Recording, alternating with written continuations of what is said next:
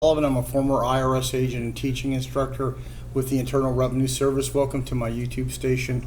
It's the home of the 5-minute or less video. I can tell you everything you need to know.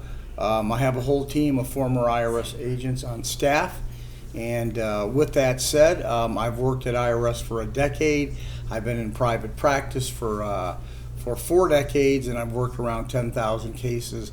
I'm a national expert on IRS tax matters, and really so is the staff that I have. Anyway, I do these videos for 3 reasons: to inform you, to educate you, and really to make sure that you don't get ripped off. Today I want to talk to you about the IRS 872 form. It is a form that allows IRS to go ahead and get more time to work the case. It's pretty much a statutory extension in what's it used for. So if you're looking at this video, you're pretty much along in the process, and IRS is saying, hey, allow us to go ahead and extend the statute of limitations. That's what they're doing. They're kind of at the end of that 3-year period of time, and they're saying, go ahead and do this. So the question is, do you sign that or don't you sign that? And I'm going to tell you right now, I can't give you a definitive position, and nobody can. If you're listening to YouTubes of other people, you have to have your case evaluated before a decision really can be made. You've been following that case along, and basically IRS ran out of time to work the case, and they're saying, help us out, do this. Every situation is different. I had a good friend of mine who's a tax attorney, used to work for district counsel. He says, you know, Michael, a long time ago, every case is like a cognac. Every case just tastes just a little different.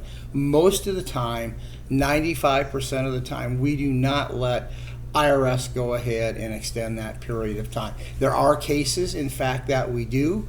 They were specialized cases that we had a word-of-mouth agreement that we'd let IRS extend this for 3 months, but they would take certain things out of the case. So that's how you go ahead and work IRS.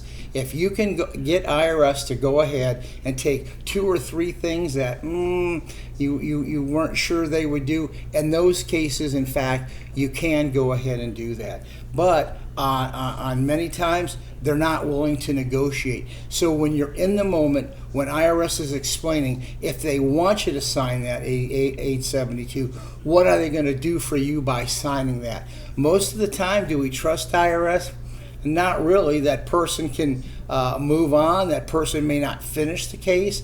You have to talk to someone extremely seasoned and knows the case before you go ahead and sign it. If you're not sure and you just want to make IRS happy, don't sign it under those pretenses. It doesn't work like that. The IRS needs more time to finish the case. They need your help to go ahead and do that, and a lot depends on what's happened up to that point. If you need us to look at the case, we have a bunch. We have actually 3 former appellate agents on staff. Really happy to look. We do all representation. If you're going to hire someone, make sure you hire a good tax attorney, a CPA, enrolled agent, experience, because when you're at this type of level, you need someone more in the experienced arena. If you're calling these national companies, be very careful. You're speaking to the salesman at the beginning, and who the hell knows who's working these back-end cases. Unless you know and you've talked to the person who can explain to you exactly